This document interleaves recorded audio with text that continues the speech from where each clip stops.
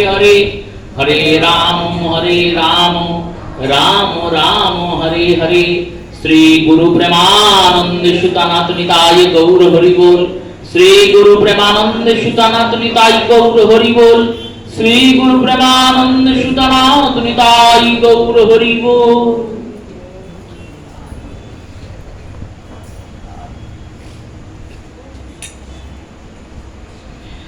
नारायणं नमस्कृत्य नरं चैव नरोत्तमं देवीं सरस्वतीं व्यासं ततो जयो मुदीरये।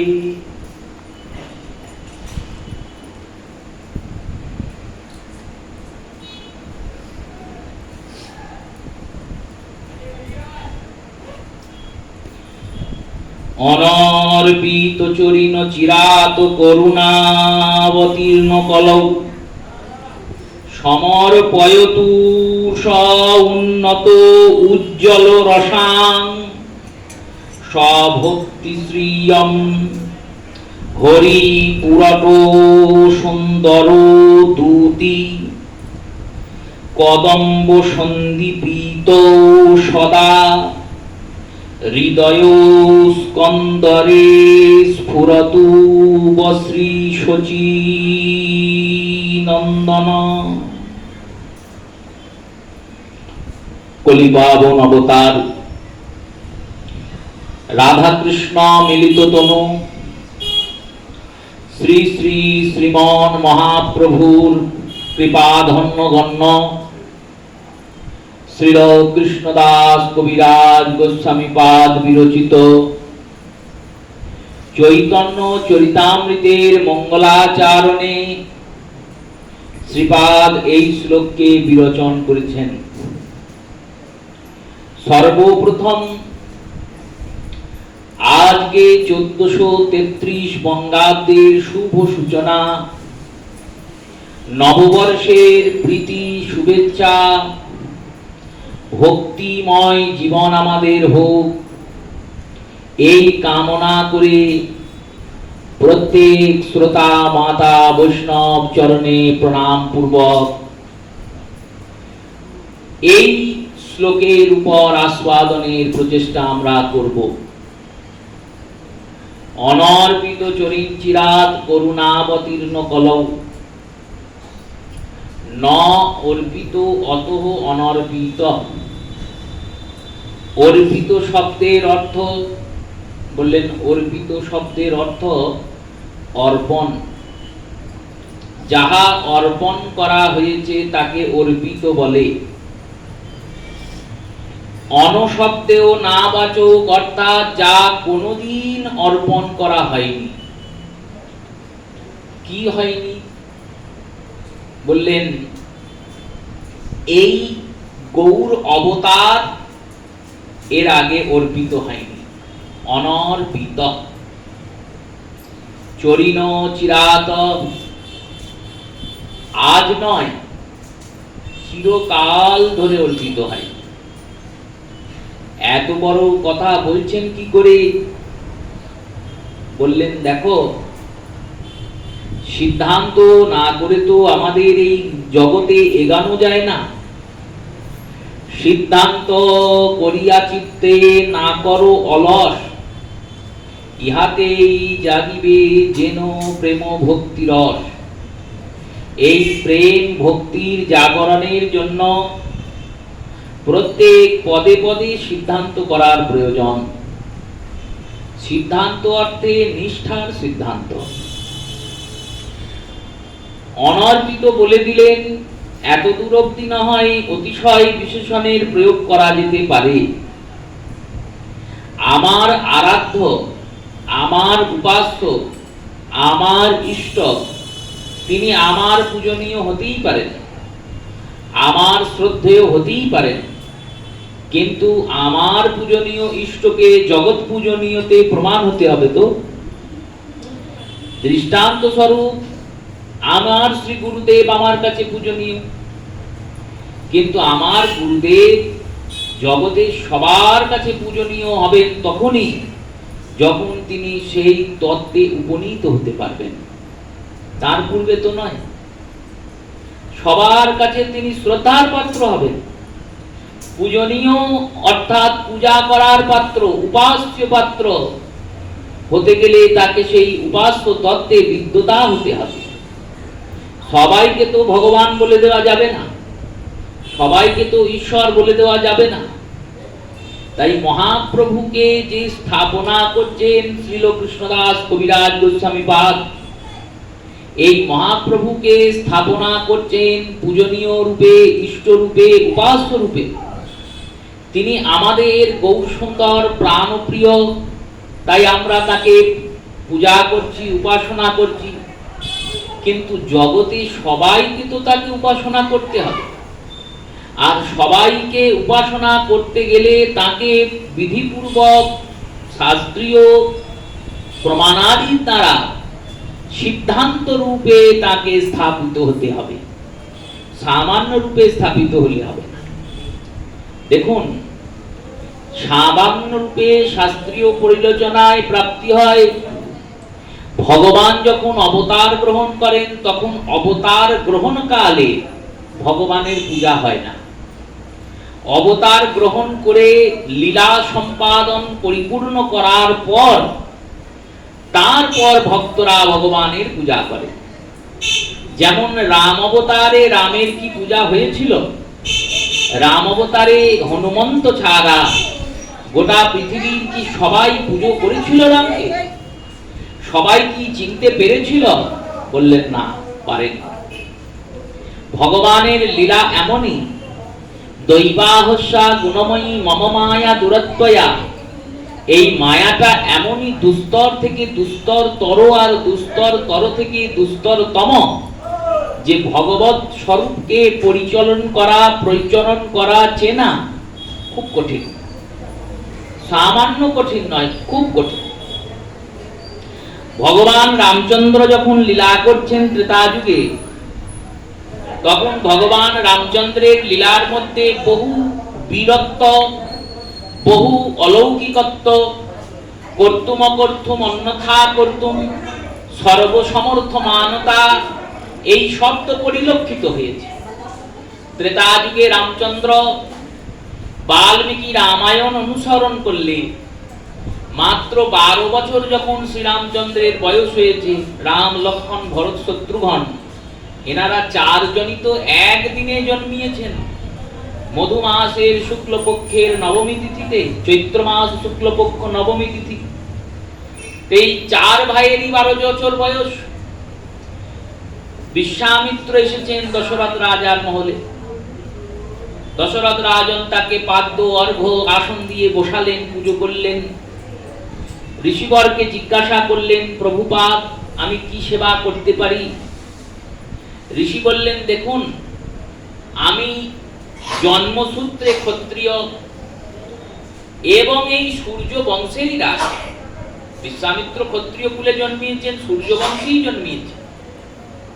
এই ক্ষত্রিয় বংশের রাজা জন্মসূত্রে, কিন্তু তপস্যা করে আমি ব্রহ্মর্ষি রূপে অভিষিক্ত হয়েছি, ব্রাহ্মণ সমতুল্য হয়েছি। ব্রাহ্মণ কখনো হিংসা করে না। ব্রাহ্মণ অস্ত্রের শিক্ষা দান করে, কিন্তু সচরাচর আত্মরক্ষার জন্য অস্ত্র ধারণ ব্রাহ্মণকে করতে হয় না। আর আমি যজ্ঞের ব্রতে ব্রতী হয়েছি, আমি অহিংসের ধর্মের পালন করছি। মহাভারতের শান্তি পর্বের একটি মন্ত্র আছে, সেই মন্ত্রটির অর্ধে প্রয়োগ সর্বত্র, যত্র তত্র, সর্বত্র এবং সবার মুখেই হয়। পূর্ণ প্রয়োগ হয় না। মহাভারতের শান্তি পর্বে শ্রী ভীষ্মদেব যুধিষ্ঠিরকে বলছেন, অহিংসা পরমো ধর্ম, হিংসা ধর্ম বিপর্যয়। এটা গোটাটা শ্লোক, গোটাটার অর্থ হচ্ছে অহিংসাই পরম ধর্ম, কিন্তু ধর্ম রক্ষার্থে হিংসাটাও পরম ধর্ম। ধর্মকে রক্ষা করার জন্য কাউকে হত্যা করতে হলে করবে, কিন্তু যদি ধর্মকে রক্ষা করা ছাড়া অন্য কোনো কারণ থাকে তাহলে চট করে কাউকে আঘাত করবে না। অহিংসা পরম ধর্ম, অহিংসাই পরম ধর্ম, হিংসা ধর্ম বিপর্যয়। কিন্তু ধর্মের বিপর্যয় হলে হিংসাটাই পরম ধর্ম। এই মন্ত্রটার প্রথমটা আমরা সবাই মুখস্থ করে ফেলেছি, অহিংসা পরম ধর্ম, হিংসা পরম ধর্ম। হিংসা ধর্ম বিপর্যয়, হিংসারও প্রয়োজন আছে। বিশ্বামিত্র দশরথ রাজনকে বলছেন, প্রভু মহারাজ, এই যজ্ঞটাতে অসুরেরা এসে উৎপাত করেন। এক রাক্ষসী আছেন, তার নাম তারকা। ইনি সামান্য রাক্ষসী নন, ইনি যক্ষয়িনী, যক্ষকুলে এনার জন্ম। অগস্ত্য মুনির অভিশাপে ইনি রাক্ষসী হয়েছেন, মায়াবিনী। আর 7 ক্রোশ লম্বা। 1 ক্রোশ মানে 3 কিলোমিটার, 7 ক্রোশ মানে 21 কিলোমিটার, 21 কিলোমিটার লম্বা তারকা রাক্ষসী। আর এর দুজন পুত্র আছে, একজনের নাম মারিচ, একজনের নাম সুবাহু। এই 3 জন মিলে ঋষিদের যেখানেই যজ্ঞ হয় সেখানে গিয়ে উৎপাত করে আর যজ্ঞ বন্ধ করে দেয়। আমি নিজেই এই 3 জনকে প্রতিহত করতে, দণ্ড দিতে বা শাপ দিতে সক্ষম, কিন্তু আমি করব না। কেন বলেন? প্রতিহত করতে গেলে অস্ত্র ধরতে হবে, আমি অস্ত্র ধারণ করি না, কারণ যজ্ঞ করছি, যজ্ঞের সময় অস্ত্র ধারণ করা উচিত নয়। আর দ্বিতীয় হলো, সাপ দিলে আমার তপস্যার নাশ হয়ে যাবে। যেই না ঋষি সাপ দেবেন অমনি তার সঞ্চিত ভজন নাশ হয়ে যাবে। এই সঞ্চিত ভজনকেও নাশ করতে পারবো না, বহু কষ্ট করে ভজন করেছি। আপনি ক্ষত্রিয়, ক্ষত্রিয়ের ধর্ম রাজা, আপনি চক্রবর্তী সম্রাট, সামান্য সম্রাট নয় দশরথ। দশরথ মহারাজ হচ্ছেন চক্রবর্তী সম্রাট। চক্রবর্তী সম্রাট মানে গোটা পৃথিবীর রাজা। তাই গোটা পৃথিবীর যদি আপনি রাজা হন, গোটা পৃথিবীর লোক সবাই আপনার প্রজা। বললেন, হ্যাঁ তা তো বটে। তাহলে প্রজার দুঃখ হলে প্রজা জানাবে কোথায়? রাজার কাছেই জানাবে। আমিও আপনার প্রজা সমতুল। ওই ঋষি যাদের উপর ওরা অত্যাচার করছে, ওই তারকা, মারিচ, সুবাহু, তারাও আপনার প্রজা, পুত্র সমতুল। তাই তাদের রক্ষার জন্য আপনার 2 জন পুত্র আছে, একজনের নাম রাম, একজনের নাম লক্ষণ। ওই 2 পুত্রকে আমায় দিন।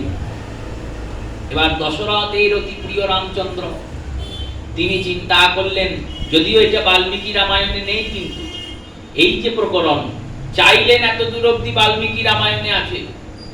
আর বাল্মীকিজি বলেছেন, চাওয়া মাত্রই গুরুবর বশিষ্ঠ দশরথকে আজ্ঞা দিলেন, দেখো ইনি বিশ্বামিত্র, বিশ্বস্য মিত্রস্য অতঃ বিশ্বামিত্র, ইনি বিশ্বের মিত্র। মিত্র মানে বন্ধু। গোটা জগতের যিনি বন্ধু, তিনি তোমার ছেলের শত্রু হবেন না। যদি পারো তোমার পুত্রদের এনার চরণে দিয়ে দাও, এনার চরণে দিলে তোমার পুত্রদের মঙ্গলই হবে। এই কথা শুনে দশরথ রাজা দিয়ে দিলেন রাম লক্ষণকে। কিন্তু কীর্তিবাস তিনি আবার এখানে একটা আলাদা প্রকরণ সৃজন করলেন। কীর্তিবাসী রামায়ণ আমাদের ঘরে ঘরে পড়া হয়। সেই কীর্তিবাস লিখছেন, দশরথ রাজার যেহেতু অতি প্রিয় রামচন্দ্র আর ভরতলাল, রামলালা আর ভরতলালা, এরা দুজনেই শ্যামবর্ণ। আর লক্ষণ আর শত্রুঘ্ন, এরা দুজনেই গৌরবর্ণ। তো এই কারণে রাম আর ভরতকে চেনার উপায় নাই, কোনটা রাম আর কোনটা ভরত। আর লক্ষণ আর শত্রুঘ্ন, এরা তো যমজ। শত্রুঘ্ন আর লক্ষণ সৌমিত্র, সুমিত্রার 2 পুত্র। তাই এদেরও চেনার উপায় নেই যে এদের মধ্যে কোনটা লক্ষণ কোনটা শত্রুঘ্ন। দশরথ কি করলেন? বললেন, ভরত আর শত্রুঘ্নকে রাম আর লক্ষণ সাজিয়ে সামনে উপস্থিত করলেন বিশ্বামিত্র। আর উপস্থিত করে বললেন, নিয়ে যান এই পুত্রদের। এবার 2 পুত্রকে নিয়ে চললেন বিশ্বামিত্র বনে, দণ্ডকারণ্যে। বনে যাওয়ার পর পথে বলছেন তারকা রাক্ষসী এরকম এরকম ভাবে আসতে পারে, এই তার মায়া আদি এইসব কথা বলছেন। এই সব কথা বলতে বলতে গিয়ে পৌঁছিয়েছেন এমন একটা জায়গায় যেখান থেকে রাস্তাটা দ্বিধা হচ্ছে, দুই ভাগে ভাগ হচ্ছে, একটা ট্রেন মাথার মোড়ে পৌঁছে বললেন দেখো এই যে রাস্তাটা যাচ্ছে, এই যে যজ্ঞে আমরা যাব সেই যজ্ঞে যাওয়ার জন্য এই রাস্তাটা যদি আমরা ধরি 3 মাস সময় লাগবে, আর এই যে রাস্তাটা যাচ্ছে এই রাস্তাটা ধরলে 3 দিন সময় লাগবে। একটাতে গেলে 3 মাস, একটাই গেলে 3 দিন। যারা ছিলেন যুবরাজ, সেই রাজার 2 পুত্র রাজকুমার ভরত আর শত্রুঘ্ন, তারা বললেন তাহলে 3 দিনেরটাই যাওয়াই ভালো। বললেন না, সবটা শুনে না, যেটাই 3 মাস ধরে যাব সেটাতে কিন্তু তারকা রাক্ষসী নেই, কোনো বিপদ নেই, আপদ নেই, কিচ্ছু নেই, আরামসে 3 মাস হাঁটতে হাঁটতে পৌঁছে যাব। আর যেটাই 3 দিনে পৌঁছাবো সেটাই কিন্তু তারকা সুবাহু আর মারিচ আছে। এই কথা শুনে ভরত আর শত্রুঘ্ন বললেন তাহলে 3 মাসের রাস্তাটাই যাওয়াই ভালো, কারণ বিপদ নেই, ঝুঁকি নেই, যেখানে ঝুঁকি নেই সেদিকে যাওয়াই ভালো। কোথায় যাবেন গুরুদেব? বললেন তোমাদের বাড়ি। কেন? বললেন তোমরা রাম লক্ষ্মণ। কারণ যে ভগবানের মধ্যে সমগ্র বীর্য আছে, বীর্য মানে বীরত্ব, ভগবান তো সরৈশ্বর্যপূর্ণ, বীরত্বের যিনি সমুদ্র তিনি কি কখনো ভয় পাবেন? তাই বীরত্বের সমুদ্র স্বরূপ ভগবান রঘুপুঙ্গম রামচন্দ্র তিনি কখনোই ভয় পাবেন না, আর কখনো চিন্তাও করবেন না যে এই রাস্তায় গেলে আমার বিপদ নেই, তাহলে আমি এই রাস্তায় যাব। তো বিপদ আছে, আছে, যত বড়ই বিপদ থাক, বিপদ তারণ যে রাস্তায় যাবে সে রাস্তায় তো বিপদ এমনিই তাড়িয়ে যাবে। সেই রূপে রাম লক্ষ্মণকে গিয়ে ভরত শত্রুঘ্নকে ফেরত দিলেন, ভৎসনা করলেন দশরথকে। বশিষ্ঠ তখন আজ্ঞা দিলেন, তখন আবার রাম লক্ষ্মণকে দিলেন। সেই রাম লক্ষ্মণকে নিয়ে আবার ওই জায়গায় পৌঁছেছেন, আবার এক কথা বলছেন এই রাস্তায় গেলে 3 মাস সময় লাগবে, কেউ নেই, এই রাস্তায় গেলে 3 দিন সময় লাগবে, কিন্তু মারিচ সুবাহু আর তারকা আছে, কোন রাস্তায় যাবে? রামচন্দ্র বললেন প্রভু আপনি তো এনেছেনই তারকা থেকে প্রতিহত করার জন্য, তারকাকে বধ করার জন্যই তো আমাদের ভাড়া করে এনেছেন, চেয়ে এনেছেন বাবার কাছ থেকে। তাহলে যে কাজের জন্য এনেছেন সেই কাজ যে রাস্তায় গেলে হবে সেই রাস্তাতে যাওয়াই ভালো, অতএব ওই রাস্তাতেই চলুন। তারকাকে ভগবান রাম বধ করলেন 12 বছর বয়সে। কোন সামান্য ব্যক্তি এই অসুর এই রাক্ষসীকে বধ করতে পারে না, কিন্তু তাতেও ভগবান রামের এই অতুল ঐশ্বর্য দর্শন করেও কেউ তাকে ভগবান বলে স্বীকার করলো না, পুজো করলো না, সম্মান করলো না। তারকা বধ হলো। বিশ্বামিত্র চিনলেন, কিন্তু সবাই কি চিনল না। আবার বিশ্বামিত্র তারকা বধ করার পর সুবাহুকে বধ করলেন। মারিচকে একটা বিন ফনের বাণে, যে বাণের উপর ফলা নেই, সেই বিন ফলার বাণে ছুঁড়ে ফেললেন এক দ্বীপে। সেই দ্বীপে গিয়ে মারিচ সাধু হয়ে গেল রামের মার খেয়ে। রামের বাণের আঘাত এমন যে মারিচ যে রাক্ষস ছিল সে সাধু হয়ে গেল এবং রাম নাম জপ করতে শুরু করে দিল। মারিচ যে দ্বীপে গিয়ে পড়ল সেই দ্বীপের নাম মরিচিয়া। মরিচিয়াই পরবর্তীতে মালয়েশিয়া হয়েছে। ওই কারণে মালয়েশিয়াতেও রামায়ণ প্রচলিত, ভারতের রামায়ণ। ওই দেশে একটাও হিন্দু নেই, সনাতন নেই, ওখানে জবনের প্রভাব, ইসলামের প্রভাব। সবাই জাতিগতভাবে সবাই মুসলমান, কিন্তু প্রত্যেকে রামায়ণ গান শোনে। এখনো মালয়েশিয়াতে রামায়ণ হয়। ওদের দেশের মূল ঠাকুর হচ্ছেন রাম। কেন বললেন? মারিচের দ্বীপ ওটা, মারিচ গিয়ে ওখানে ছিল। সেই রূপে এই রকম বীর বিক্রম দর্শন করলেন সবাই, কিন্তু বীর বিক্রম দর্শন করেও রামচন্দ্রকে কেউ পুজো করলেন না। আবার দেখুন এই কর্ম করার পর বিশ্বামিত্র বললেন চলো আমরা ধনুর্যজ্ঞে যাব। ধনুর্যজ্ঞে যাবেন বলে 2 শিষ্যকে নিয়ে, রাম আর লক্ষ্মণকে নিয়ে বিশ্বামিত্র বের হলেন। মধ্যপথে এক আশ্রম পড়ল, গৌতম ঋষির আশ্রম। আর গৌতম ঋষির আশ্রমে এক পাষাণ মূর্তি আছেন। সেই পাষাণ মূর্তি হচ্ছেন অহল্যা, যিনি গৌতমের পত্নী। পতির অভিশাপে আর নিজের সন্তাপে প্রায়শ্চিত্ত করবেন বলে তিনি পাষাণ হয়ে বসে আছেন, জড়ো হয়ে বসে আছেন। সেই পাষাণ আজকে নারী মূর্তিতে পরিণত হবে কি করে? না ভগবান যদি তাকে স্পর্শ করে। কতজন তো এসেছেন, কতজন গিয়েছেন, কতজনের স্পর্শ তিনি পেয়েছেন, কই আজ অবধি তো তিনি মানবী হননি। কিন্তু যেই না প্রভু রামচন্দ্র স্পর্শ করবেন বলে পাটিকে তুলেছেন আর পবনদেব প্রভুর চরণধূলি নিয়ে গিয়ে অহল্যার মস্তকে দিয়েছে, অমনি পাটি তোলা মাত্রই প্রভু পরশ পেয়ে অহল্যা নারী থেকে পরিণত হয়ে গেল পাষাণ। এইরকম বিচিত্র অলৌকিকতা দেখেও তো কই রামচন্দ্রের পুজো হলো না। এরপরে পৌঁছালেন জনকের সভায়, আর সেখানে গিয়ে যে শিবধনুককে নড়ানোর ক্ষমতা দশানন রাবণ তার 20 হাত দিয়ে নড়াতে পারলেন না, যে শিবধনুককে আনার জন্য 20,000 মল্ল মানে 20,000 কুস্তিগীর আর 10,000 হাতি টানতে টানতে নিয়ে এসেছেন শিবধনুককে, সেই শিবধনুককে রামচন্দ্র তুললেন, তাতে প্রত্যুঞ্চা পরালেন, আর প্রত্যুঞ্চা পরিয়ে নিমেষের মধ্যে তুলসীদাস গোস্বামীপাদ বলছেন একটা বিদ্যুৎ চমকায় যেমন, ওই বিদ্যুৎ চমকালো আর চমকানোর পর অদৃশ্য হয়ে গেল। ওই যেটুকু সময়, ওইটুকু সময়ে দামিনী দমকত যত্রজ সময়, দামিনী যেমন দমকে, দামিনী যেমন চমকায়, বিদ্যুৎ যেমন চমকায়, ওইটুকু সময়ের মধ্যে রামচন্দ্র হরধনুককে তুললেন, আর তুলে প্রত্যুঞ্চা পরালেন, আর পরিয়ে যেই টানলেন হরধনুক সবার সামনে ভেঙে গেল। এই এত ঐশ্বর্য দর্শন করেও কিন্তু ভগবান রামের পূজা হলো না। আর এরপর তো লঙ্কা কাণ্ড আছেই। রামচন্দ্র যতদিন জগতে থাকলেন কেউ রামচন্দ্রের পূজা করলেন না। এরপর দ্বাপর যুগে ভগবান কৃষ্ণের আগমন হয়েছে। ভগবান কৃষ্ণচন্দ্রের তো জন্ম থেকেই অলৌকিকতায় ভর্তি। ভগবান কৃষ্ণের জন্ম থেকে প্রভু দেখাচ্ছেন কিভাবে তিনি ভগবান রূপে এসেছেন। তিনি তো মানব নরলীলা করছেন ঠিকই, কিন্তু প্রত্যেক পরতে পরতে নরলীলা থেকে বোঝা যাচ্ছে তিনি ভগবান। ঐশ্বর্য ফুটে উঠছে। এই এত ঐশ্বর্য থাকা সত্ত্বেও ভগবান কৃষ্ণচন্দ্র যতদিন লীলা করলেন, কৃষ্ণচন্দ্র থাকা অবস্থায়, প্রকট অবস্থায় কৃষ্ণের কোথাও মূর্তি হলো, কোথাও পুজো হলো, কেউ কি জেনেছেন, কেউ কি পড়েছেন, কেউ শুনেছেন, কেউ জানেননি, কেউ শুনেনি, কেউ পড়েনি। কিন্তু গৌর সুন্দরের ক্ষেত্রে সব নিয়ম কানুন পাল্টিয়ে গেল।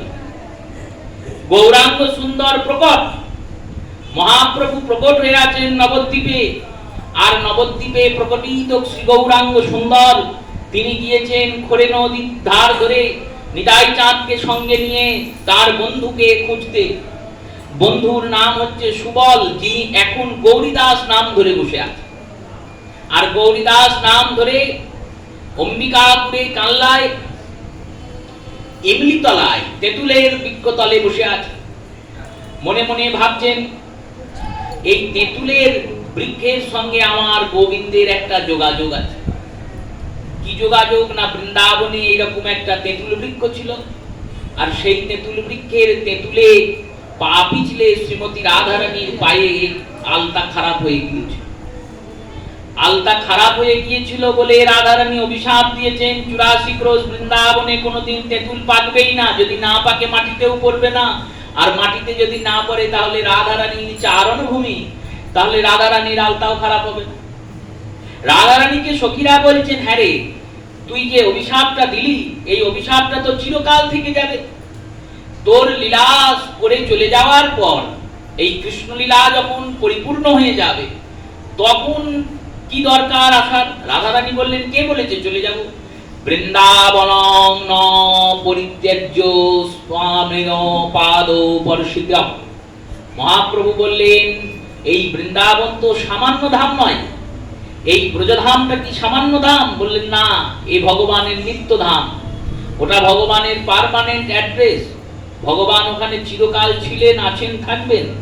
তাই ব্রজে রাধারানী যেমন দাপরে লীলা করেছেন, ঘুরেছেন, ফিরেছেন, চলেছেন, তেমনি কলিতেও তো ঘুরছেন, ফিরছেন, চলছেন। প্রমাণ দিতে পারবেন? বললো, কে বলেছে প্রমাণ দেওয়া যাবে না? দেখুন, লীলা নিত্য, ত্রিকাল সত্য গোবিন্দ লীলা, ত্রিকাল সত্য গৌর লীলা, তার প্রমাণ দেখুন। দুঃখী কৃষ্ণদাস গিয়ে ঝাঁট দিচ্ছেন, ঝাঁট দিতে দিতে নুপুর কুড়িয়ে পেলেন। বললো, সে নুপুর পেলেন কার নুপুর? না, রাধারানীর নুপুর। রাধারানীর নুপুর পেলেন, আঁচলে বেঁধে রেখে দিলেন। ভাবলেন কার না কার নুপুর হবে, দামি নুপুর, কত রত্ন খচিত, স্বর্ণ জর্জরিত সোনার নুপুর, তাতে আবার রত্ন খচিত হয়ে আছে। সেই নুপুরটা পেলেন কোন যুগে? দাপরে। বললেন না, কলিযুগে। দুঃখী কৃষ্ণদাস তো কলিযুগের লোক। রাধারানী দর্শন দিলেন, নুপুর পরালেন, নুপুর তিলক করলেন, নাম হলো শ্যামানন্দ। এই সব লীলা তো কলির লীলা। তাহলে প্রমাণ হলো না যে রাধারানী দাপরে যেমন বৃন্দাবনে পরিভ্রমণ করতেন, ঘুরে বেড়াতেন, তেমন কলিযুগেও ঘুরে বেড়াচ্ছেন। আমরা দেখতে পাই না কেন বললেন? আমাদের অনুভব নাই, আমাদের স্মরণ মনন চিন্তন নাই। আর এই অনুভব নাই কেন বললেন? অনুভব নাই, বিশ্বাস নাই বলে। বিশ্বাস নাই কেন বললেন? শ্রদ্ধা নাই বলে। শ্রদ্ধাযুক্ত শুনিপুন দৃঢ় শ্রদ্ধা যার, সেই জন উত্তম তরয়ে সংসার। শ্রদ্ধা হলে তবে তো বিশ্বাস হবে। শ্রদ্ধাবান লভতে জ্ঞানম তদপর সংজিতেন্দ্রিয়, জ্ঞানং শান্তি ধীমগচ্ছতি। জ্ঞান যখন আসবে তখন তো শান্তি আসবে, তার আগে তো আর শান্তি আসতে পারে না। তাই শ্রদ্ধাবান লভতে জ্ঞানম, শ্রদ্ধাটা আগে দরকার। শ্রদ্ধা থাকলে সেই লীলা এখনো দর্শন হবে। অদ্যপিও সেই লীলা করেন গোরা রায়, কোন কোন ভাগ্যবান দেখিবারে পায়। আমাদের শ্রদ্ধাই, আমরা ভাবি এখনো কি হয়? হয় গো, একবার শ্রদ্ধা করে দেখেই দেখো, একবার চিন্তা করে দেখেই দেখো। শ্রদ্ধাটা যদি থাকে তাহলে তুমি এইখানে বসেই রাধা গোবিন্দের সেই যুগল মাধুরী মাধুর্য রস উপলব্ধি করতে পারবে, অনুভব করতে পারবে। মহাপ্রভু পৌঁছালেন সেই গৌরীদাসের কাছে। ইমলিতলায় বসে আছেন সুবল সখা। ভাবছেন রাধারানী অভিশাপ দিয়েছিলেন, দণ্ডিত করেছিলেন। তাই দণ্ডিত করেছেন, তার কাছে যদি বসি তাহলে রাধা কৃপা পাবো। এ আবার কি রকম বিচার? এ বিচার তো ঠিক নয়। বিচারটা তো বিচারের মতো হতে হবে। কৃপা পাত্রের কাছে বসলে কৃপা পাওয়া যায়, দণ্ডপাত্রের কাছে বসলে কি করে কৃপা পাওয়া যায়? যাকে রাধারানী অভিশাপ দিলেন যে হে তেঁতুল তুমি আর বাঁচবে না, গোটা 84 ক্রোশে সেই বংশে জন্মিয়েছে একটা গাছ, তেঁতুল গাছ। সেই তেঁতুল গাছ তো রাধারানীর দণ্ডের পাত্র। রাধারানী দণ্ড দিয়েছেন, তাকে শাস্তি দিয়েছেন, তাকে একটা অপরাধ অভিশাপ দিয়েছেন। এই রকম দণ্ড যাকে দিয়েছেন, সেই দণ্ডপাত্রের কাছে বসলে কি করে রাধা কৃপা পাওয়া যাবে? বললেন দেখো, যাকে কৃপা করেছেন তাকে তো কৃপা করেছেনই, যাকে দণ্ড দিয়েছেন তাকে বেশি কৃপা করেছেন, তবেই দণ্ড দিয়েছেন। দৃষ্টান্ত দিচ্ছেন বিশ্বনাথ চক্রবর্তী পাদ। তিনি বলছেন তোমার সন্তান তার বন্ধু বান্ধবদের সঙ্গে খেলা করছে এক জায়গায়, একটা উদ্যানে, একটা বাগানে। তুমি গিয়েছো, দেখছো তোমার ছেলেও খেলছে, আর 10টা ছেলে পিলে বন্ধু বান্ধব তারাও খেলছে, সবাই খেলা করছে একসঙ্গে। ইচ্ছা হয়েছে গরম গরম জিলিপি ভাজিয়ে নিয়ে যাই। যখন কিনতে গিয়েছো মনে মনে ভাবছে আমার ছেলেটাকে শুধু খাওয়াবো, ওর সঙ্গে বন্ধু বান্ধব গুলো আছে, ওরাই বা কি দোষ করলো, ওদের জন্যও নিয়ে যাই। সবার জন্য নিয়ে গিয়েছে, সবাইকে মনের আনন্দে খাওয়িয়েছে। পরের দিন গিয়েছে, গিয়ে দেখছে ওই বন্ধু বান্ধব গুলো ধূমপান করছে, আর আমার ছেলেটাও ধূমপান করছে, সব কটা বসে বিড়ি খাচ্ছে। এইবার বাবাকে যখন মারবে তখন কাকে মারবে? ওই বন্ধু বান্ধবদের মারবে না নিজের ছেলেকে মারবে? ওদের মেরে কি করবো? ওরা পরের ছেলে, ওদেরকে কেন মারতে যাবো? মারলে কাকে মারবো? বললো আমার ছেলেটাকে মারবো, কারণ আমার ছেলেটা খারাপ হয়ে যাবে। খারাপ হয়ে যাবে বলে যেমন নিজের ছেলেকেই শাসন করা হয়, আর যখন আদর করা হয় সবাইকেই আদর করা হয়, তেমন গোবিন্দও যখন কৃপা করেন সবাইকেই কৃপা করেন, কিন্তু শাসন নিজের বলে যাকে ভাবেন তাকেই করেন। এই শাসনটা সবাইকে করা যায় না, সবাইকে কেউ করেও না। যাকে চেনা নাই জানা নাই তাকে কি কেউ শাসন করবে? তাকে কি কেউ বলবে যে এটা করো না, এটা করো না? কেন বলবে? সে আমার কে হয় যে তাকে বলতে যাব? তাই শাসন করেছেন মানে কৃপার আধিক্য হয়েছে, এইরকম চিন্তন বৈষ্ণব। এই কারণে তো তারা বৈষ্ণব। নিতাই চাঁদ লাথি মেরেছেন শিবানন্দের বুকে, শিবানন্দ নাচছেন মনের আনন্দে, বলছেন প্রভু আমাকে বুকে লাথি মেরেছে, দেখো আমার কি সৌভাগ্য। কালাকৃষ্ণ দাস নিতাই চাঁদকে বলছেন প্রভু, গুরুদেবকে বলছেন গুরুদেব, মহাপ্রভু আমার চুলের মুঠি ধরে আমায় টানতে টানতে নিয়ে এসেছে। শুনে নিতাই চাঁদ কালাকৃষ্ণকে বুকে জড়িয়ে ধরছেন, বলছেন তুমি যা পেয়েছো কেউ পাইনি। আমার গৌর সুন্দর তোমায় শাসন করেছে, তোমাকে ওই ভট্টমারির কবল থেকে ছাড়িয়ে নিয়ে এসছে চুলের মুঠি ধরে। ওগো তোমাকে বেশি ভালোবাসে বলেই তো শাসন করেছে, তাই তুমি গৌর কৃপা অনেক বেশি পেয়েছো। এই উপলব্ধি করার মতো ক্ষমতা আমাদের নেই। আমরা ভাবি শাসন করছে মানেই আমাকে খারাপ বলছে, আমি আমার মান সম্মান হানি হচ্ছে। না, শাসন করছে মানে তোমাকে স্নেহ করে, তোমাকে অধিক স্নেহ করে বলে শাসন করে। যদি স্নেহ না থাকে তাহলে শাসন থাকবে না। সেই রূপে ওই কৃপা পাত্র রূপী ইমলি তলায় বসে আছেন গৌরীদাস। রাধারানীর দণ্ড পেয়েছে, আমিও তো দণ্ড পেয়েছি। কি দণ্ড? না বিরহ জাপে জ্বলছি, রাধারানীরও দর্শন পাচ্ছি না, আমার প্রাণবধূ শ্যাম সুন্দরেরও দর্শন পাচ্ছি না। আর এদিকে শ্যাম আর গৌরী, এনারা দুজনে তো এক হয়ে গেছেন। এখন তো আর চেনার উপায় নাই। আগে তো চেনা যেত, একজন কৃষ্ণ বর্ণের ছিলেন, একজন গৌর বর্ণের ছিলেন, একজন পুরুষ ছিলেন, একজন স্ত্রী ছিলেন। এখানে রাধা ভাব কান্তি ধরি, রাধা প্রেম গুরু করি। এই রাধা ভাবের কান্তি আর রাধা প্রেমের একত্ব হয়ে গৌর হয়েছে। আর স্বয়ং রাধারানী গদাধর হয়েছে, সেখানেও চেনার উপায় নাই। গদাধর রাধারানী স্বরূপ, কিন্তু চিনবেন কি করে? ইনি তো পুরুষ হয়ে গেছেন, এনার অন্তরে রাধা হয়ে আছে। সেই গৌরাঙ্গ সুন্দর রূপী কৃষ্ণচন্দ্র আর স্বয়ং বলরাম রূপী শ্রী নিত্যানন্দ, দুই ভাই আজকে নৌকা চালিয়ে চললেন। নবদ্বীপ থেকে নৌকা চালাতে চালাতে, নৌকায় করে যেতে যেতে পৌঁছালেন শ্রী গৌরীদাসের কাছে। আর গৌরীদাসের কাছে গিয়ে যখন সুবলের সঙ্গে মিলন হয়েছে, সুবল চিনতে পেরেছে কৃষ্ণকে, সুবল চিনতে পেরেছে বলরামকে। মনের আনন্দে তিন সখা আনন্দ রূপে ভোজন বিলাস করছেন, সঙ্গ করছেন। সঙ্গ করতে করতে মহাপ্রভু বললেন, এবার আমাদের যাওয়ার সময় হয়েছে, আমরা এবার নবদ্বীপে ফিরে যাব। নবদ্বীপে ফিরে যাব, এই কথা যেই বলেছেন, গৌরীদাস বললেন, তাহলে আমাকেও নিয়ে চলো। বললেন, না, তুমি এখানে থাকো, কারণ আমরা তো লীলার জন্য এখানে ওখানে ছোটাছুটি করব, প্রেমটাকে তো পৌঁছে দিতে হবে। দেখুন, এই কারণেই বলছেন অনর্পিত চরিঞ্চিরা, কৃষ্ণের কাছে প্রেম পাওয়ার জন্য গোপীরা ছুটেছিল। ভগবান ডেকেছেন ঠিকই, কিন্তু ডাক ছাড়া আর কিছু করেননি। ওই বংশীবটের তটে বসে বেণুনাদ করে বাঁশি বাজিয়ে তিনি গোপীদের ডেকেছেন। নিশম্য গীতম তদনঙ্গ বরধনম কৃষ্ণ গেহিত মানসা। কৃষ্ণের গৃহীত মানসা নিয়ে কৃষ্ণকে পাবো, কৃষ্ণকে গ্রহণ করতে পারবো, কৃষ্ণকে চিরকালের মতো নিজের করে পাবো, এই মানসা, এই মনের বিকার নিয়ে গোপীরা ছুটেছেন। মুরলীর তান পঞ্চম গান ব্রজ গোপী চিত চরণীরে। সেই ব্রজগোপীদের চিত্ত চরণকারী মুরলীর ধাবন শুনে ব্রজগোপীরা দিশাহীন হয়ে, উন্মাদিনী হয়ে, পাগলিনী হয়ে, যেমন উগ্রস্রোতা খরস্রোতা নদীরা বর্ষাকালে তীব্র বেগে সমুদ্রের দিকে যায়, তার সামনে যদি বৃক্ষ আসে, তার সামনে যদি গ্রাম আসে, তার সামনে যদি জনবসতি আসে, যেই আসুক না কেন ভাসিয়ে নিয়ে তাদেরকে আলাদা করে দিয়ে একবারে সমুদ্রের দিকে ধাবমানতা হয়ে, ধাবিতা হয়ে পৌঁছিয়ে যান আর সমুদ্রে মিশেই তবে শান্ত হন।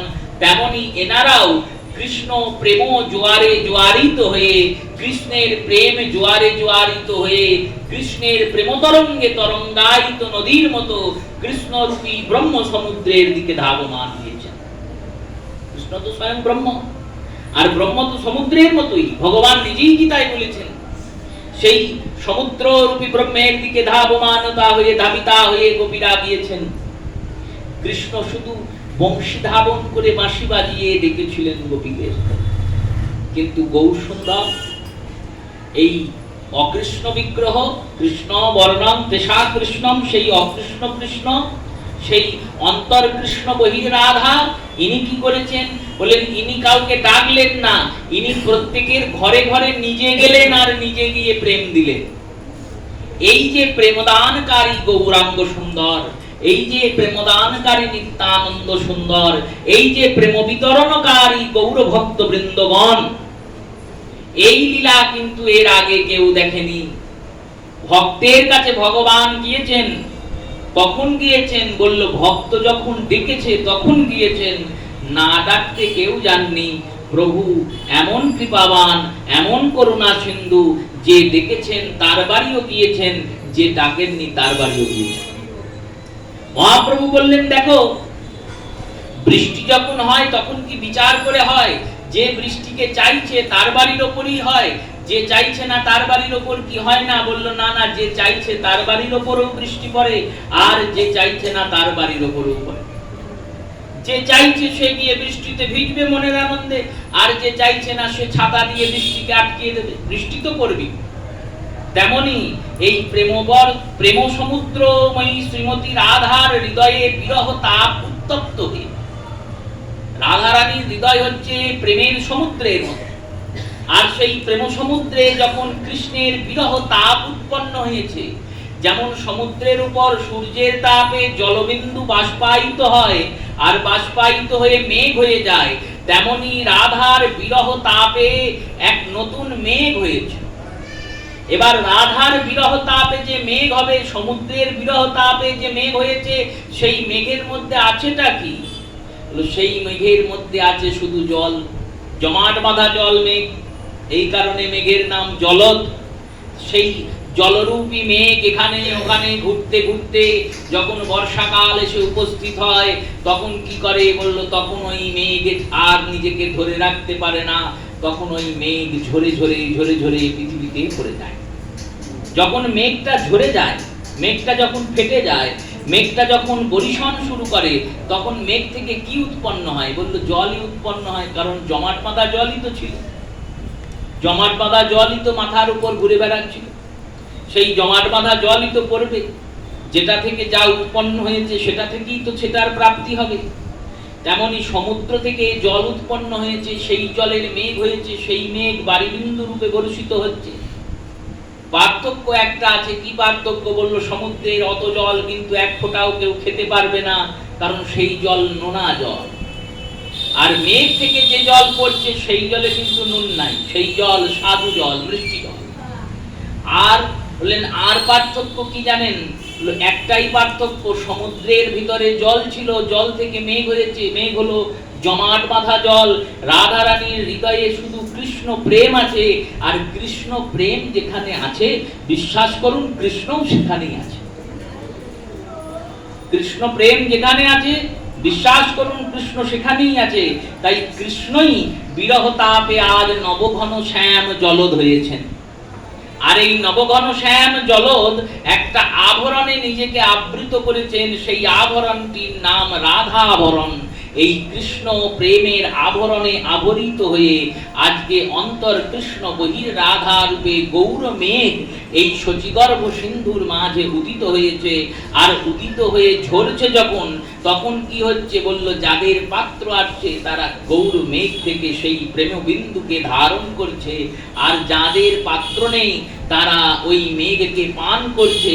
যারা আরো উচ্চ ভক্ত তারা ওই প্রেমবারী ধারায় স্নান করছে, আর যারা আমাদের মতো পতিত পামার, আপনাদের মতো না হলেও আমার মতো পতিত পামার, তারা ওই মেঘ থেকে বাঁচার জন্য অহংকারের ছাতা ধরে মেঘ থেকে বাঁচছে।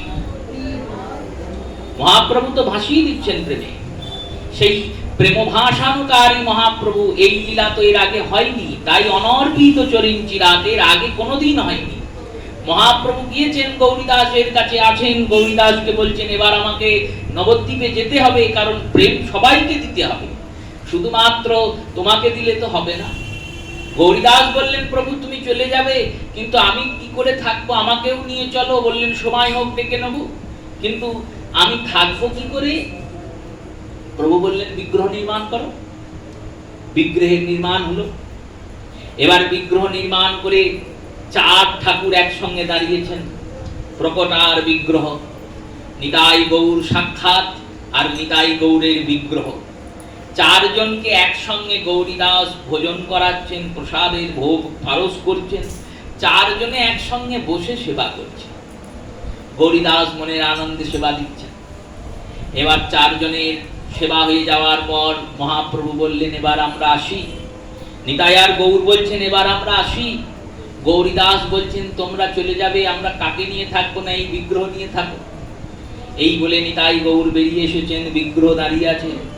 গৌরীদাস মনে মনে ভাবছেন প্রভু তো বলেই গেলেন যে আমিও যা বিগ্রহ তাই, বিগ্রহ যা আমিও তাই, তাহলে এ বেটারা খাই নাকি দেখি। এই বলে বৈকালীর সময় অপরাহ্নের কাল দুটো নাড়ু নিয়ে বলছেন ভাই কানাই তুমি একটু সেবা করো। আর বিগ্রহ খায় না। বিগ্রহ কি খায় না? অনেকে দেখবেন বলে ঠাকুর তো খায় না বলেই আমরা দিই, যদি ঠাকুর খেত আমরা আর দিতাম না, এ বলতেই পারে। তাদের দৃষ্টি এখনো জড়জাগতিক, তারা বিগ্রহকে পুত্তলিকা মনে করে।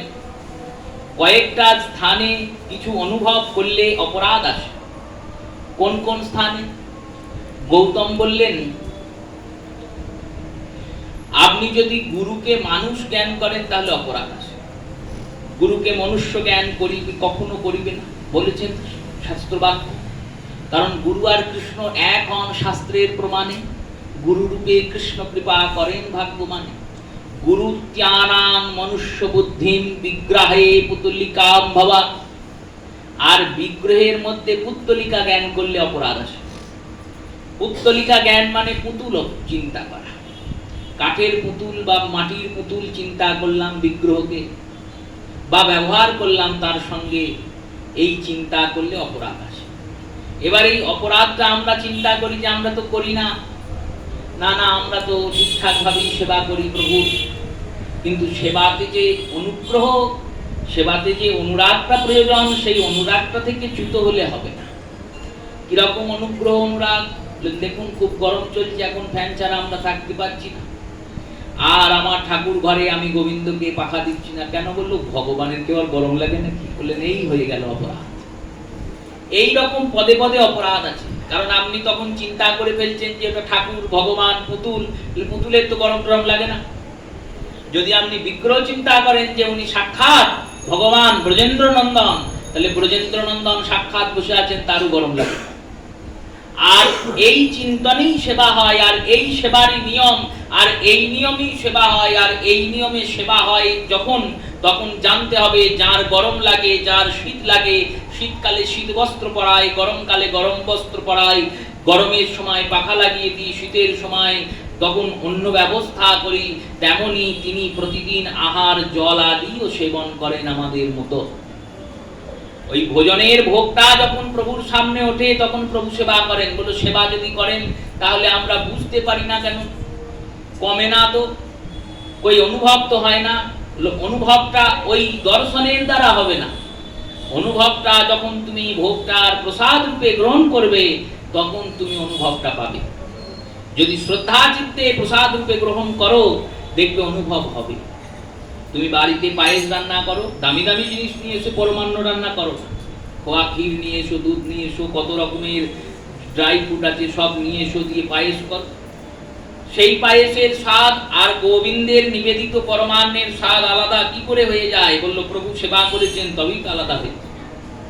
প্রভু সেবা করেছেন, প্রভু যখন সেবা করেছেন তখন তার অধরামৃত, অধর থেকে স্খলিত যে রস, সেই রস হতে মিশেছে, তাই হতে ওই রকম দিব্য স্বাদ এসেছে, অপূর্ব স্বাদ।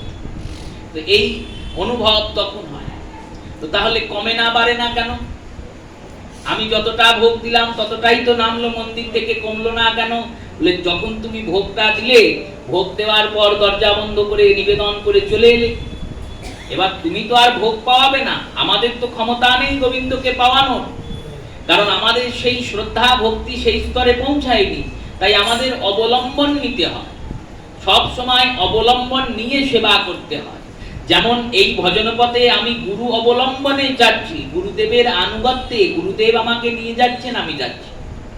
তেমনি প্রত্যেক স্থানে আমাদের সেবাতে অবলম্বন আনুগত্যতা আছে। ভগবানের সামনে রাখা যে গরুর ঘণ্টা, সেই গরুর ঘণ্টাতে গরুরজি বসে আছে। এই গরুরজি তিনি ভগবানের প্রিয় পার্ষদ ভক্ত।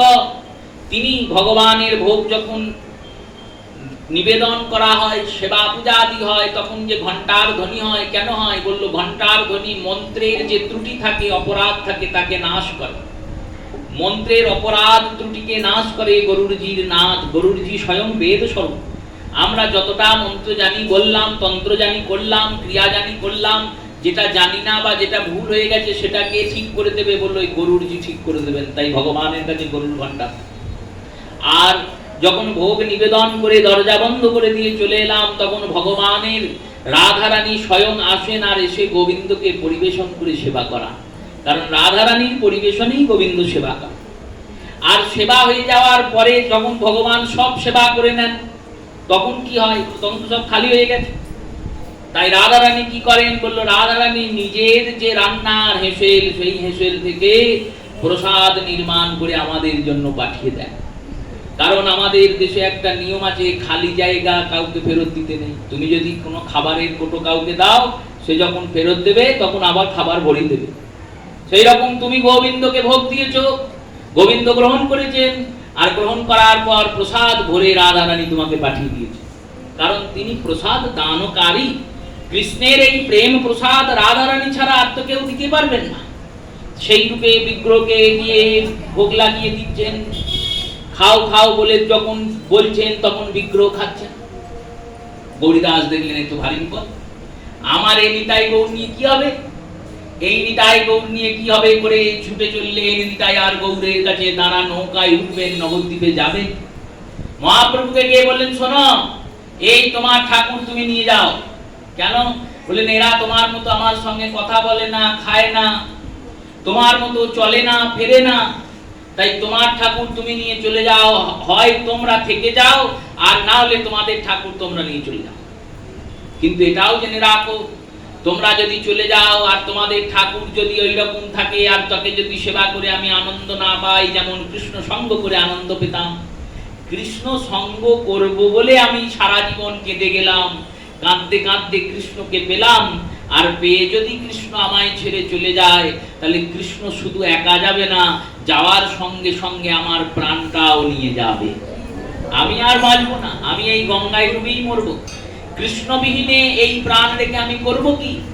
কারণ তাকে ছাড়া তো আমি কিছু জানি না। তিনিই আমার তন্ত্র, তিনিই আমার মন্ত্র, তিনিই আমার শয়ন স্বপন জাগরণ চিন্তন মনন সব। মহাপ্রভু দেখলেন এত ভারী বিপদ, ভক্ত তো একবারে আমাকে নাছর বান্দা হয়ে ধরেছে। কি করলেন না, নিতাই গৌরার ওই 4 বিগ্রহ দাঁড়ালেন একসঙ্গে। বললেন এবার তোমার যাকে পছন্দ তাকে রেখে দাও, আর যাকে পছন্দ নয় তাকে বাবা তুলে দিয়ে এসো নৌকায়। গৌরীদাস নিতাই আর গৌরকে নিয়ে গিয়ে ঘরে ভরে দিলেন, আর নৌকাতে গিয়ে বিগ্রহ তুলে দিলেন। বললেন আমাকে চতুরতা করা, আমি ওই বিগ্রহই পাঠাবো। আমি আসল নিতাই গৌরকে পাঠাবো না নবদ্বীপে। আসল নিতাই গৌরকে ঘরে রাখলেন, আর বিগ্রহ নিতাই গৌরকে তুলে দিয়ে এলেন নৌকায়। এবার নৌকার মাঝিকে বললেন যাও নবদ্বীপ নিয়ে চলে যাও। নবদ্বীপে চলে গেল। আর নবদ্বীপে যেই ছেড়ে দিয়েছে নৌকা, ঘরে এসে দেখছেন আসল নিতাই গৌর নাই, বিগ্রহ রূপে মহাপ্রভু নিতাই। এই লীলাও তো আগে হয়নি। এই কারণেও তো অনর্পিত চরিত্রাদ গৌরাঙ্গ সাক্ষাৎ নবদ্বীপ লীলা করছেন, আর ওদিকে কানলাতে গৌরীদাস সেবা করছে। আবার দেখুন প্রিয়াজি, বিষ্ণু প্রিয়াজি, তিনি মহাপ্রভু সেবা করছেন। মহাপ্রভুর প্রকট লীলাতে মহাপ্রভু বিগ্রহ প্রতিষ্ঠা হচ্ছে। কৃষ্ণ লীলাতে কৃষ্ণ বিগ্রহ হয়নি, রাম লীলাতে রাম বিগ্রহ হয়নি। কিন্তু গৌর লীলা এমনই যে গৌরাঙ্গ সুন্দরের লীলা চলছে, আর গৌর সুন্দরের লীলা চলতে চলতেই গৌর বিগ্রহ প্রতিষ্ঠিত হচ্ছে। এটাই গৌর সুন্দরের লীলা মাধুর্য। এই মাধুর্যটাকে অনুভব করতে বলছেন চরিতামৃতকার। বলছেন দেখো, যদি চাইলে কেউ দেয় তিনি মহান, তিনি উদার, কিন্তু না চাইতে যিনি দেন তার উদারতা মহানতা তুমি কি করে বোঝাবে? চাইলে তো দিতেই পারে, চেয়েছো দিয়েছে, যা চেয়েছো তাই দিয়েছে, বা কম দিয়েছে, বা বেশি দিয়েছে, বা দেয়নি, চেয়েছো বলে দিয়েছে। আর না চাইতে যদি দেয়, না চাইতে যদি দেয় তিনি কত বড় উদার। সেই না চাইতে কৃপা করেছেন শ্রীমন মহাপ্রভু। অযাচিত মোহেন পতিথেরি যো বহু যাচি দেওল হরিনাম। এই হরিনাম দেওয়ার মতো ক্ষমতা কি কলিযুগে আর কারুর ছিল? এই বৈশাখ মাস চলছে, আমাদের সনাতন ধর্মের এই বাঙালিদের মধ্যে যে একটা বৈশাখ মাসের পালন, কেশব ব্রত শুরু হয়েছে, তো শাস্ত্রীয় ব্রত। ভগবানকে ঝাড়া দেওয়া হচ্ছে হরি, হর আর বৃন্দা। হরি মানে ভগবান বিষ্ণু শালগ্রাম, হর মানে শিব শিবলিঙ্গ, আর বৃন্দা মানে তুলসী। এই তিনজনকে ঝাড়া দেওয়া হচ্ছে কেশবের ব্রত। জলদান করতে হয়। বৈশাখশ্চ দানম, কার্তিকেশ্চ নামম, মাঘশ্চ স্নানম। বৈশাখ মাসে দান করতে হয়, কার্তিক মাসে নাম করতে হয়, আর মাঘ মাসে স্নান করতে হয়। বৈশাখ মাসে কিছু দান করতে পারো, না পারো বৃন্দাকিকে তুলসীকে একটু করে জল তো দিতে পারবে, এটা দিতে তো আর বেশি পয়সা খরচা হবে না, আর এমন কিছু কষ্টও হবে না। কিন্তু এই যে তুমি জলদান করলে, এই জলদানের পুণ্য মহাপুণ্য। কারণ জলদান জীবনদান। বৃন্দাজি বৃক্ষটা ওই জলের আশ্রয়ে বৈশাখের তীব্র দাবদাহের গরম থেকে বাঁচল।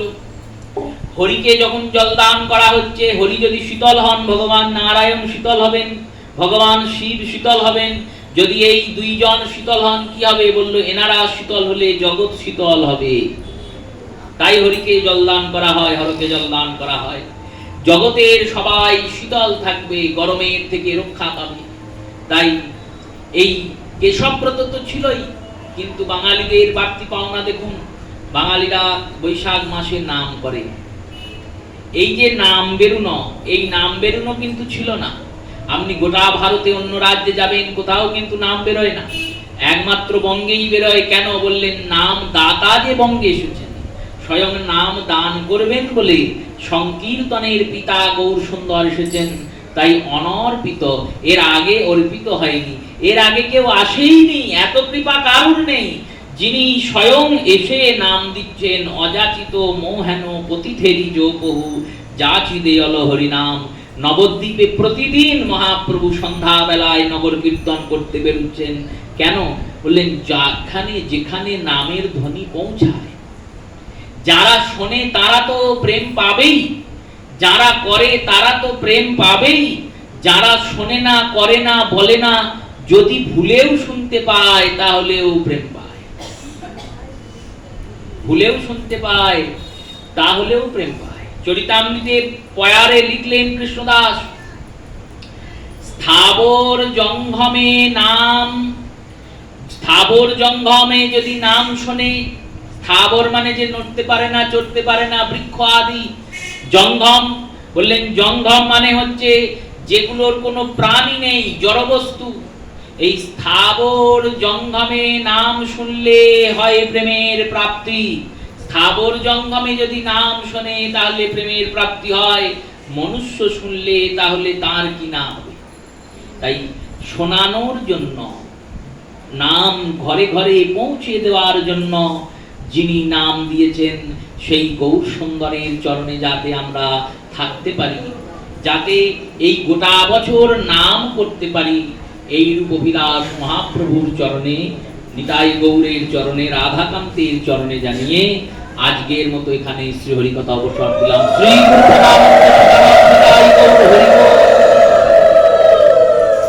আগামীকাল সন্ধ্যা 7টায় ত্রিদীপ চট্টোপাধ্যায় তিনি পাঠ করবেন, আর আগামী পরশু আবার আমি পাঠ করব এখানেই সন্ধ্যা 7টায়। শ্রী গুরু প্রেমানন্দে সীতানাথ নিতাই গৌর হরি বল। জয় জয় রাধে কৃষ্ণ গোবিন্দ।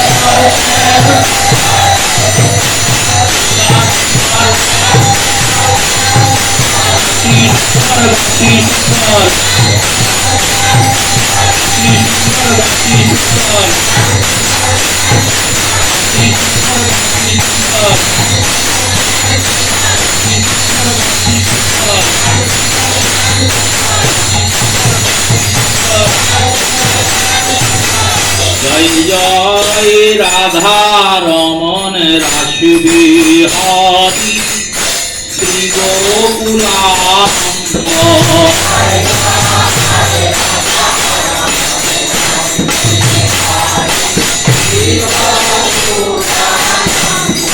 জয় জয় রাধা কান্ত রাধারীণ জয় রাধে গোবিন্দ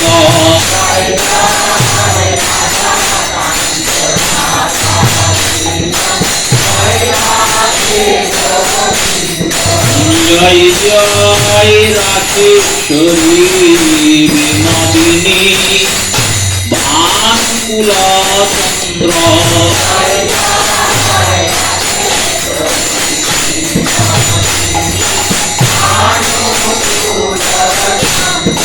জয় জয় ললিতা সখায়াদি যত সখী বৃন্দ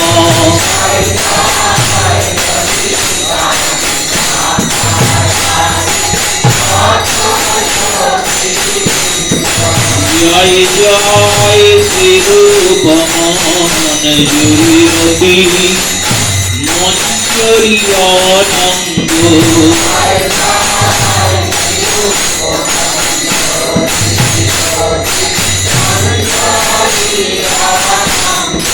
জয় জয় পৌর্ণমাসী লতা জয় বীর বৃন্দা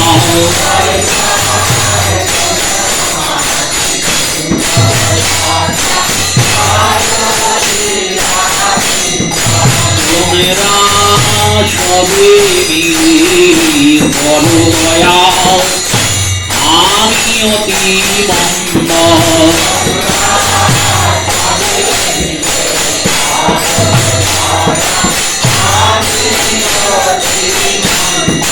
তোমরা কৃপা করে দাও হে যুগল চরণার বৃন্দ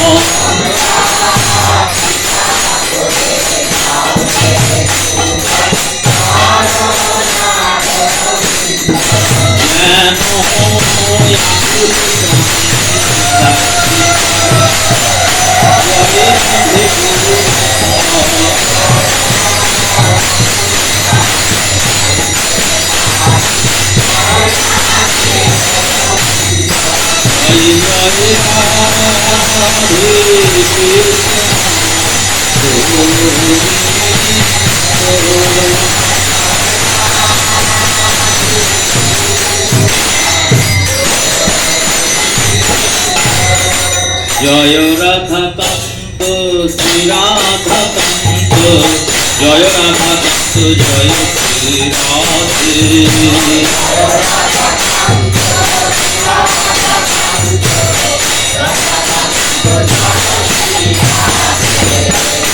গুর মধুর শ্রী রাধা কান্ত,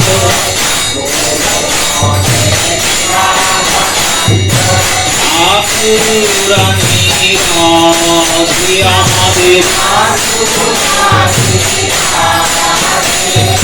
রতন সিংহাসনে বৈঠল বহুজনে, ভক্তি ললিতা সাধে।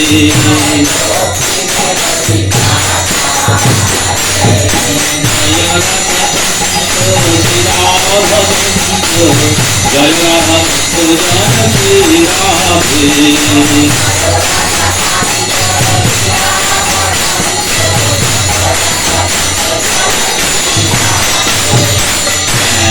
বলে বনমালা বিরাজে, আমাদের তাই বলে গজমতি সাজে,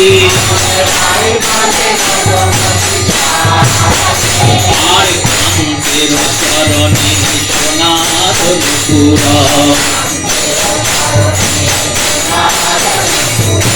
ঝুমরুন ঝুমরাধে। জয় রাধা কান্ত শ্রী রাধা, জয় রাধা কান্ত জয় শ্রী রাধে।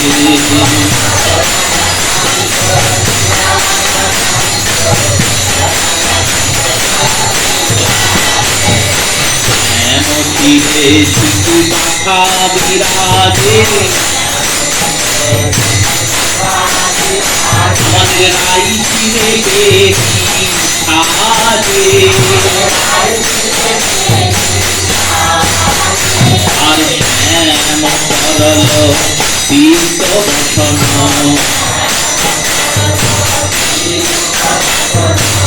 আই নিলাম ধরিত সাজে আমাদের।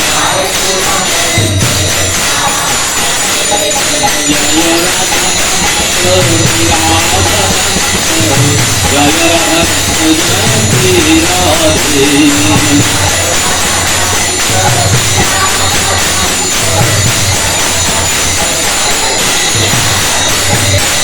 চারুবদনে বন্দিল চাহুরি,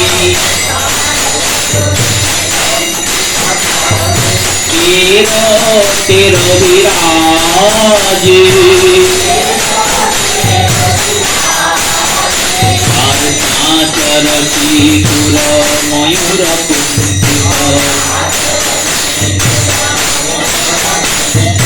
কুঞ্চিত কেশ বিরাজে। জয় রাধা শ্রী রাধা, জয় রাধা শ্রী রাধে।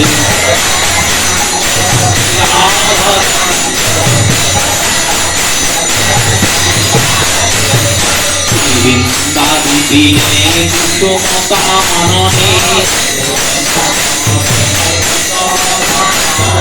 ভ্রমর হরি গুণ গাও হে, আমাদের ভ্রমরী রাধে গুণ গাও হে। আর শ্রী বৃন্দাবিপিনের নিকট যমুনা, মুরলিতা শুনারে। জয় রাধা জয় রাধা শ্রী রাধে।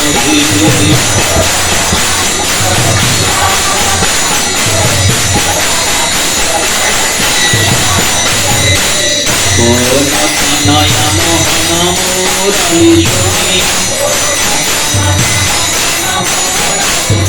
শ্রী যমুনা দেবী মোহন মুরলী শুনি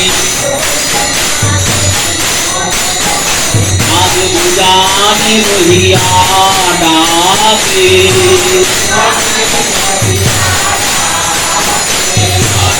আজ মনোহর করত নিবেদন দয়া কর শ্রী রাধে জয় রাধে রাধে গোবিন্দ জয়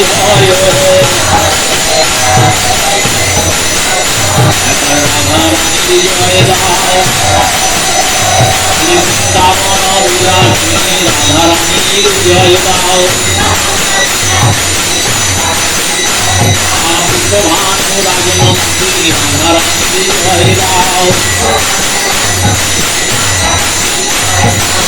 ভাত স্বরূপিণী রাধা রানীর জয় দাও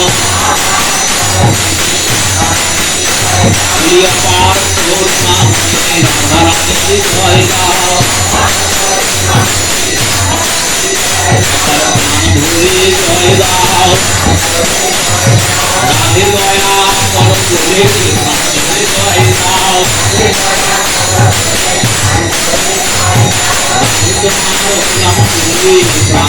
জয় দাও জয় দাও